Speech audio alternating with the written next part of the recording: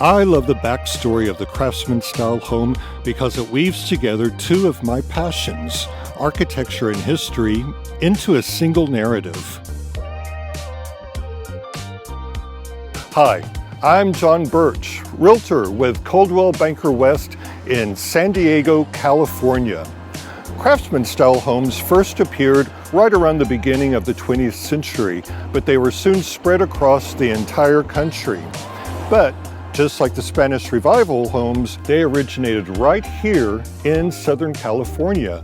In fact, they're so closely associated with our state that they were often known as California bungalows. But how did a nationwide style get started in a small corner of the United States? Well, due to a couple reasons. One was the opening of Japan to the West in the 1860s. For the first time, Westerners caught a glimpse of Japanese homes and the spirit of how a home is integrated and harmonized with the nature around it. One thing to note is the roof and eaves on these structures. In Japanese architecture, the eaves both protect the porch and extend the home into the garden around it. Instead of crowning the structure as you'd see in the high Victorian style, the strong horizontal planes emphasize the connection to the earth by mirroring the horizon line. The roof was designed to reflect hominess and protection. Think of how a mother bird protects her brood by spreading her wings. Now, it may seem obvious today, but in the late 1800s, the idea of harmonizing your home with nature was simply revolutionary. Home was always a place where you kept nature out. And for good reason. Outdoors is where you had rats and pigs roaming the street and noxious odors from factories and human and animal waste. The home was a place that was apart from all that, and how well you shut out nature was a measure of your wealth and success. The second trend was the arts and crafts movement, which originated in Great Britain and then spread to the United States.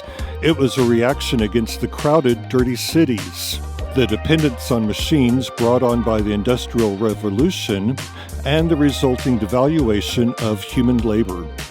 The arts and crafts movement is readily apparent in areas such as Stickley furniture with its simple, uncluttered lines, Tiffany glass, and Art Nouveau jewelry, which celebrated natural forms. So the Craftsman style is the architectural expression of the Japanese philosophy and aesthetic of harmony with nature, with the arts and crafts embrace of natural materials and rejection of industrial production. The main characteristics of a craftsman home are natural materials left in their most natural state, such as exposed rock, and these were made to look like the home was emerging out of the earth itself. The harmony of threes, such as a larger window flanked by two smaller windows. Like Japanese homes, exposed wood braces under the roofs are visible on the most prominent planes. They are unadorned and celebrate simple, natural materials. The front doors on these homes are often quite a bit wider than typical, again emphasizing the horizontal lines of the house. And the whole coziness of the porch continues into the interior. Let's take a look. Interiors were distinguished by cozy nooks and built-in bookcases. Fireplaces would be distinguished by handmade tiles from California's burgeoning ceramics industry. Something you'll notice is wood would be left unpainted. It would only be stained. Now, this is very different because previously wood was something that you hid. You painted over it. But in craftsman style homes, it was the celebration of natural forms and materials. So you would have simply stained woodwork. Sometimes even the frames around windows would be stained, as well as your picture rail and molding and trim around doors.